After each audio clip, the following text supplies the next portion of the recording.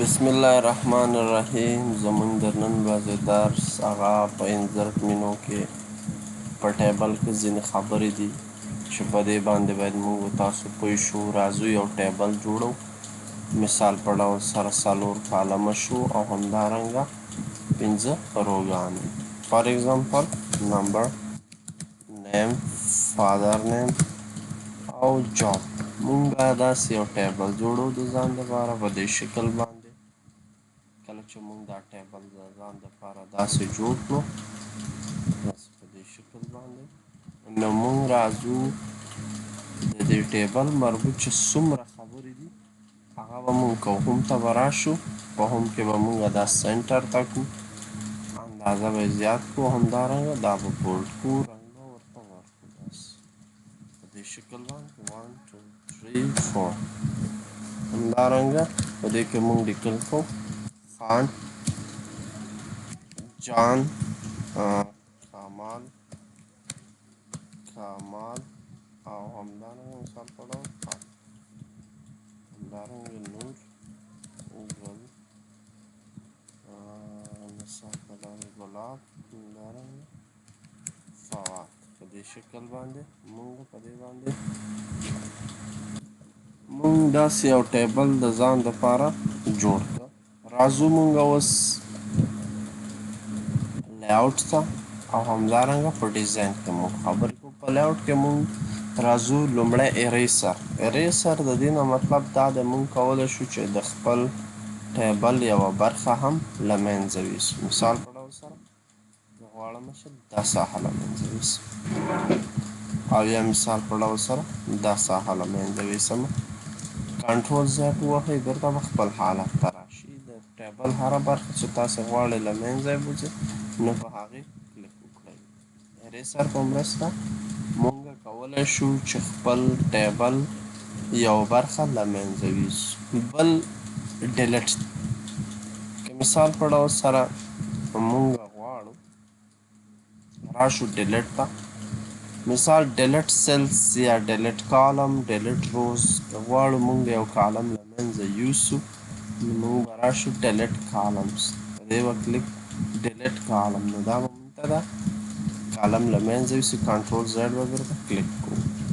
بله خبره دا ده که غواړو چې یوه رو له منځه یوسو نو موږ مثال په ډول سره دغه رو له منځه وړو، راځو ډیلیټ روز باندې کلیک کوو نو دا رو به موږ ته له منځه. کنټرول زیډ د کیبورډ څخه کنټرول زیډ موږ که پریس کړو نو بیرته به هغه کار موږ ته واپس کیږي. کوم شی چې موږ ډیلیټ کړی هغه به بیرته موږ ته راځي. نو کله چې موږ په ډیلیټ روز په مرسته موږ کولی شو چې یوه رو له منځه یوسو. همدارنګه که چېرته ډیلیټ ټیبل باندې کلیک کړو نو ټول ټیبل به زموږ له منځه ولاړ شي. کنټرول زیډ د کیبورډ نه پریس کوو، بیرته به دا ټیبل موږ ته راشي. بله خبره چې ده هغه د انزرټ اباوټ. مثال په ډول زه غواړم د دې نوم نه د پاسه یو بل نوم مخکې راولم. که غواړو مثال په ډول سره د دې رو د پاسه موږ یو د دې نوم نه مخکې یو بل نوم راولو نو موږ به راوړو انزرټ اباوټ، د دې د پاسه به ماته یو نوم راولو. مثال په ډول سره جواب داسې. او که همدارنګه موږ انزرټ بیلو، مثال غواړو چې د کمال په څېر یو بل نوم هم لاندې اضافه شي نو انزرټ بیلو باندې وکړو. او که چېرته مثال غواړم چې د دغه فادر د دې جاب نه چپ طرف ته د یو کالم اضافه شي مثال په ډول نو انزرټ لیفت باندې کلیک کړو.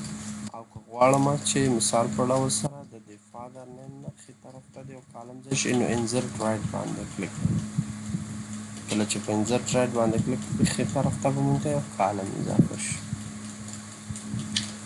بله خبره د مرج سیلز ده. تاسو وګورئ دا اپشن آف ده، نو که چېرته زه داسې کلیک کوم ده په دې زه داسې کلیک وکړم نو مرج سیل باندې کلیک کوم نو دا به ماته ټول مرج کړي. او یا مثال په ډول سره موږ غواړو چې دا هم مرج کړو، داسې دا به شو مرج سیلز. بل که غواړم چې دا ټیبل په دوه برخو باندې وویشم نو موږ به راځو سپلټ ټیبل. په سپلټ ټیبل باندې چې موږ کله کلیک نو دا ټیبل به ماته په دوه برخو باندې وویشي. بله خبره کنټرول زیډ ته راځو بیرته.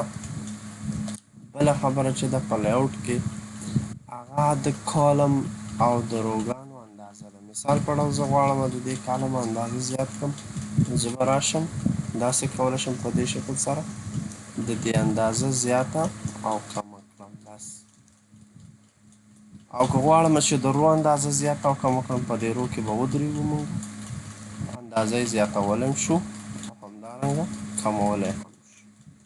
دا لیکل د مثال په ډول سره زه غواړم دا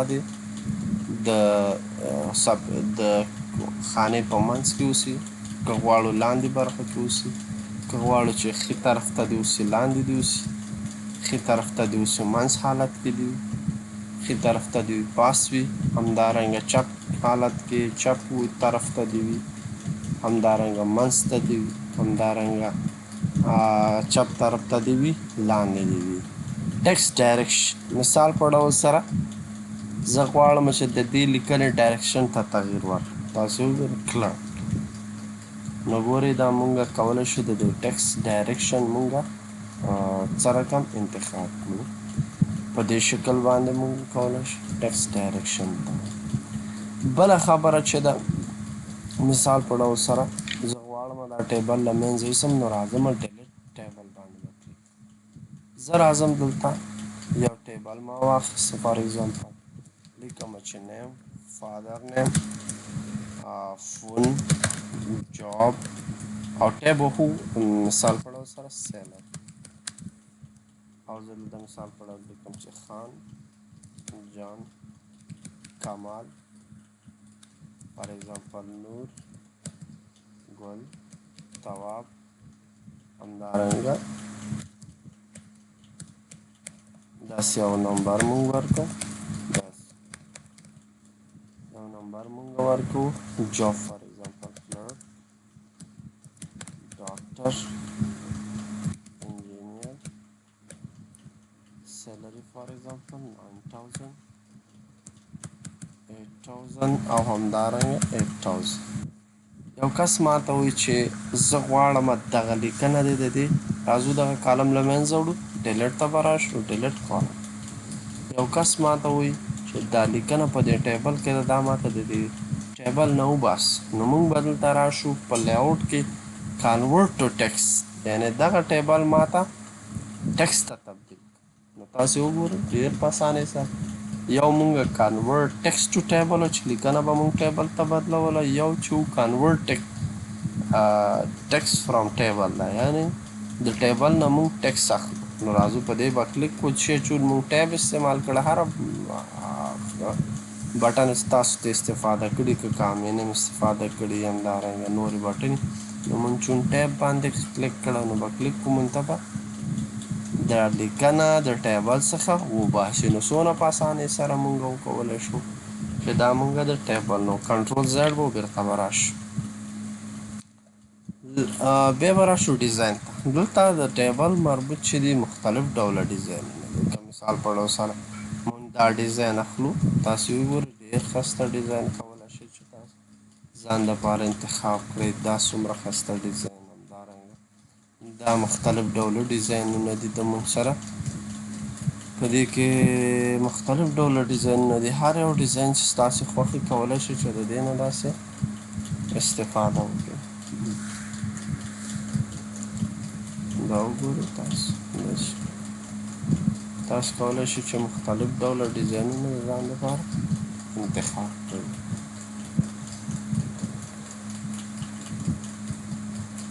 مثال په ډول سره دا ډیزاین نو تاسې مختلف ډوله ډیزاینونه د ځان لپاره څه کولی شئ انتخابولی شئ. دا زموږ د لیاوټ او د ډیزاین خبره وه چې موږ په دې درس کې وکړو.